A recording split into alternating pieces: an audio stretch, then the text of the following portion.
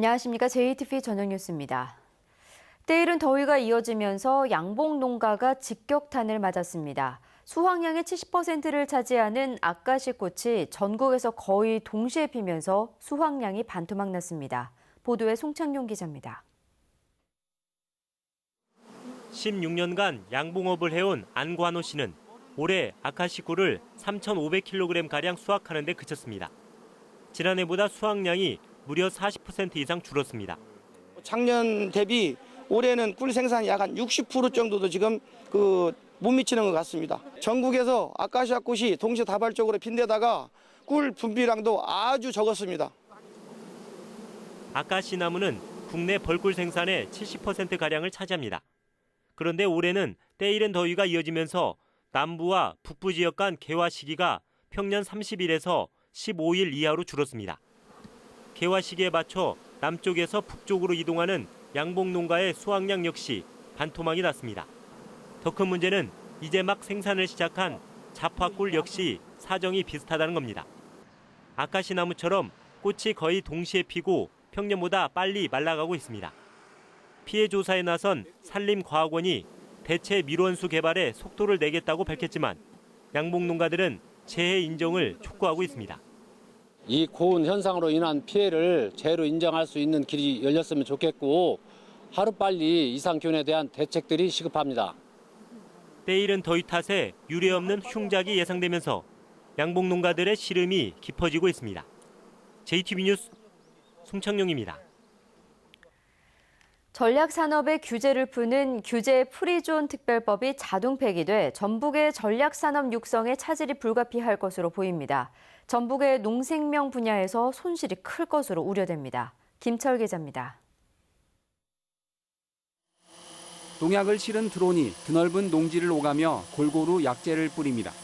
전북의 한 벤처기업이 개발한 이 드론은 무인 헬기보다 값이 싸고 성능이 뛰어납니다. 농촌의 노령화가 심각하고 또 일손이 많이 부족한데 드론이 도입됨으로써 상당한 영농에 보탬이 될 것 같습니다. 전라북도가 신성장 동력으로 추진하는 이 드론 산업이 암초를 만났습니다. 규제 프리존 특별법이 19대 국회에서 자동 폐기됐기 때문입니다. 당초엔 비수도권 광역단체에서 각각 2개씩 전략 산업을 지정해 이들 산업의 규제를 풀 계획이었습니다. 전북은 탄소 산업과 농생명 산업이 선정돼 두 분야에서 세제와 인건비 지원 그리고 건폐율 같은 입지와 업종 규제가 크게 완화될 것으로 기대했습니다. 정부는 비수도권의 전략산업 육성을 위해 법안 통과를 적극 추진했습니다. 하지만 19대 국회가 사업자 간의 이해관계가 충돌한다는 이유로 합의를 미뤄 특별법이 자동 폐기됐습니다. 전북의 규제 프리존 가운데 탄소산업은 탄소산업 육성법이 통과돼 그런대로 아쉬움이 크지 않습니다. 하지만 농생명 분야는 특별법의 자동 폐기로 세제와 인건비 지원, 부지 규제 완화 같은 혜택을 전혀 받지 못하게 됐습니다. 규제 프리존 특별법이 19대 국회에서 자동 폐기됐기 때문에 농생명 산업의 차질이 약간 예상되고 따라서 저희 같은 경우는 농생명 분야의 재정 지원 사업을 추가로 국비를 확보할 수 있도록 노력하고 있는 그런 상황입니다. 하지만 규제 프리존 특별법이 주는 혜택은 예산 분야보다 훨씬 큽니다. 따라서 20대 국회에서 특별법을 통과시키는 게 전략산업 분야의 큰 과제로 남았습니다. JTBC 뉴스 김철호입니다. 전주시의 현안 사업들이 예산 확보 부진으로 차질이 우려됩니다.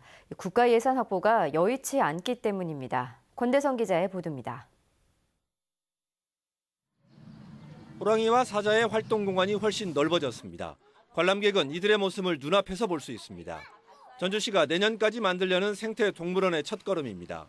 하지만 192억 원의 사업비 가운데 8억 원만 확보됐습니다. 사업비 절반은 정부 지원을 기대하는데 여의치 않습니다.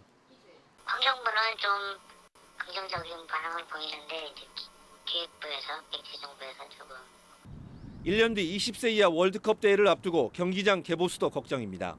올해 필요한 78억 원 가운데 30억 원을 정부 지원으로 충당하려 했지만 9억 원을 받는 데 그쳤습니다. 셀럽스테이도 노력을 하고 있는 상황이고요. 그다음에 이제 또 시기부담이 아무래도 좀 더 늘어날 수밖에 없는 그런 상황이거든요. 전주시는 내년도 국가 예산으로 정부에 올해보다 600억 원 이상 많은 5,200억 원을 요청하고 있습니다.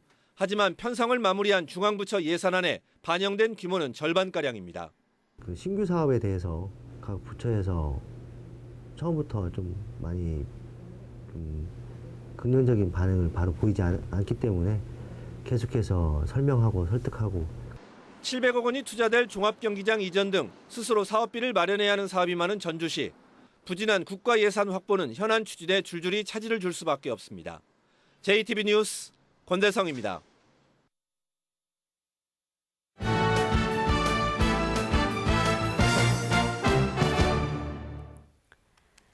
제45회 전국 소년체전이 이번 주말 강원도에서 개막해 나흘 동안 이어집니다.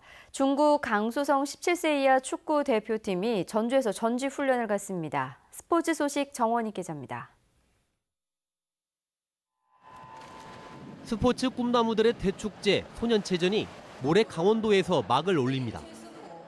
전북에서는 초등부와 중등부 790여 명이 육상과 수영 등 55개 종목에 출전합니다. 지난해 대회에서 13위를 기록한 전북 선수단은 올해도 비슷한 성적을 예상하고 있습니다.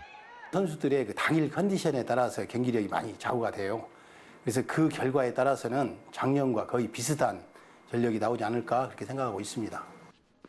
서울에서 열리는 전국 생활체육 대축전에는 전북에서 1000여 명의 선수들이 출전할 예정입니다. 10대 선수들이 치열하게 부딪히며 그라운드를 누빕니다. 중국 강소성 17세 이하 축구대표팀이 전주에서 처음으로 전지훈련을 갖습니다. 대표팀은 다음 달 9일까지 6차례 신성 경기를 갖고 자체 훈련을 할 예정입니다. 相比这个就是说我们的这支球队而言的话，应该说在技战术在身体能力上面要比我们强。 전북도청 체조팀 이상욱이 리우올림픽 남자 기계체조 국가대표로 선발됐습니다. 지난 2014년부터 2년 연속 전국체전 2관왕에 오른 이상욱은 올림픽에서도 메달이 기대됩니다. 전국 대학 정구 춘계 연명전이 순창에서 개막해 닷새 동안 열립니다. 이번 대회에는 150여 명의 선수들이 출전해 실력을 겨룹니다. JTB 뉴스 정원익입니다. 세월호의 진상 규명을 위해 행동하는 전북 도민들이 오늘 전북도의회에서 기자회견을 열고 20대 국회의 세월호 특별법 개정을 촉구했습니다. 이들은 여소야대인 20대 국회에서 서둘러 특별법을 개정한 뒤 특별조사위원회에 특별검사 요구권을 보장해야 세월호의 진상 규명이 가능하다고 주장했습니다. 전라북도와 전주지방검찰청이 양귀비 개화기와 대마 수확기에 맞춰 다음 달 10일까지 불법 재배를 특별단속합니다. 양귀비와 대마 등 마약류 식물을 불법으로 재배하면 5년 이하의 징역이나 5천만 원 이하의 벌금형을 받게 됩니다. 전주 완산경찰서는 가스밸브를 풀었다는 걸 잊은 채 담배를 피려다 불을 낸 혐의로 23살 박모 씨를 불구속 입건했습니다. 박 씨는 지난 13일 전주의 한 원룸에서 여자친구와 말다툼을 벌이다가 도시가스 밸브를 열고 라이터를 켜 소방서 추산 2,500만 원의 재산 피해를 낸 혐의입니다. 박 씨는 홧김에 가스 밸브를 열었다가 가스가 새고 있다는 사실을 잊은 채 담배를 피려다 불을 낸 것으로 드러났습니다. 전북은 오늘 완주 28.1도, 전주 26.4도 등 어제보다 높았습니다. 밤부터는 짙은 안개가 끼는 곳들이 많아 주의가 필요합니다. 내일은 구름이 많겠습니다. 아침 최저기온은 13도에서 16도, 낮 최고기온은 26도에서 29도로 오늘보다 조금 더 오르겠습니다. 바다의 물결은 0.5m로 잔잔하겠습니다. 전주기상지청은 이번 주말과 휴일은 흐린 날씨 속에 기온이 25도 안팎까지 떨어질 것으로 내다봤습니다. 이상으로 JTB 저녁 뉴스를 마칩니다. 함께해 주신 여러분 고맙습니다.